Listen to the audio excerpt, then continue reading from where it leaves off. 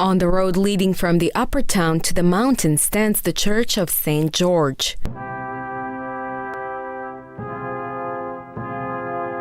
There is a park behind it. But it used to be a graveyard.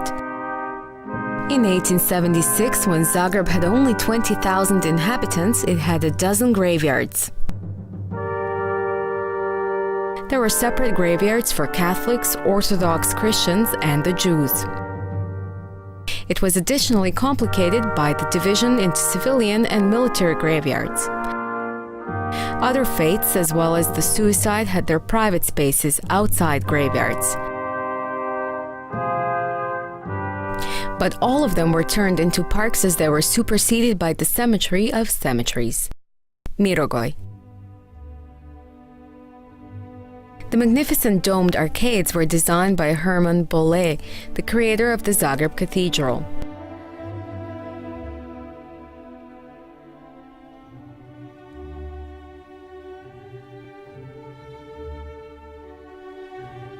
On the Day of the Dead, the cemetery plays host to quite a crowd of the living.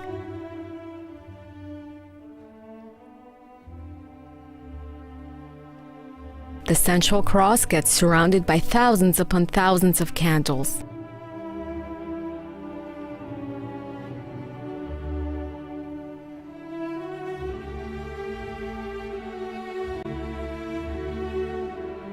In the arcades, the old burghers of Zagreb lie next to the Croatian historical figures.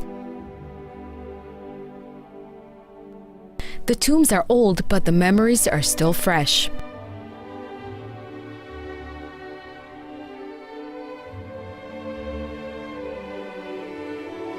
Mirogoj has nothing of the dreary atmosphere usually associated with graveyards. We are from the United States. My husband and I are from Chicago. This is my sister. No, she's gone. I'm not her sister. No, I'm but a our friend. We are from New York. It's a mixture of remembrance and art. Tourists gladly stroll through this cemetery clad in red and green. The fact that the cemetery here is a non-segregated cemetery that you have in the United States, you would have segregated cemeteries for different religions. People are buried in different cemeteries, and this is kind of a nice feeling to go to a central cemetery. In fact, although the great majority of graves are Catholic, you'll notice Islamic tombstones,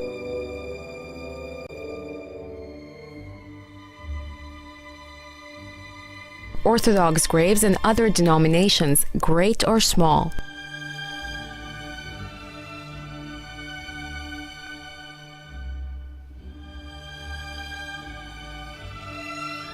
For all its idyllic atmosphere, Mirogoj is also a record of Croatian history, rich in suffering. Here's the monument to the Croatians fallen in World War I. And to the victims of the Second World War massacres.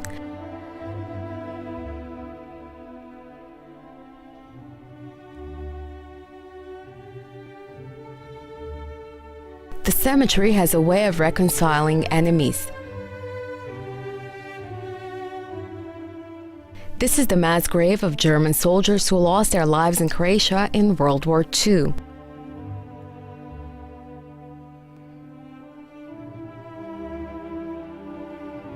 They too are in someone's loving memory. Less than 100 steps away, there lie the Croatian partisans who fought the self-same Germans. Candles burn equally for all of them. Dead soldiers are visited by the living ones.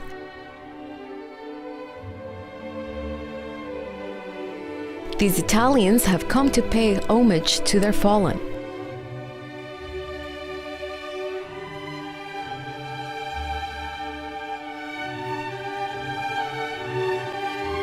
The party is headed by Captain Giorgio Guduzzi.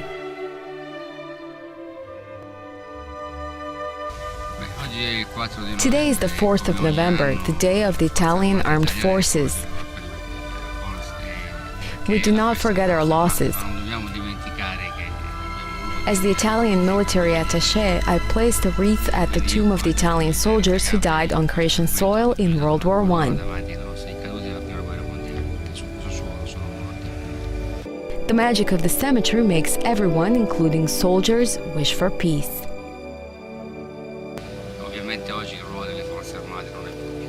The role of the Italian army is not to fight anymore. It's good to remember the past, but now we should live in peace.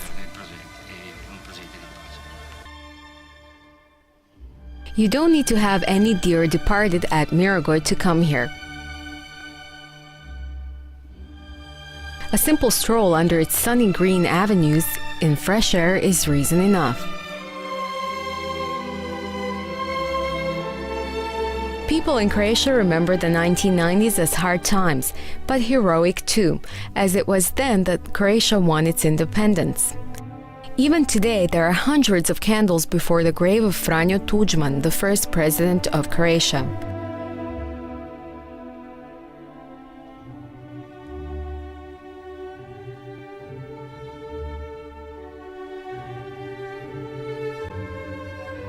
And don't forget, hungry after the autumn walk through the cemetery, you can have this simple and popular treat: baked chestnuts.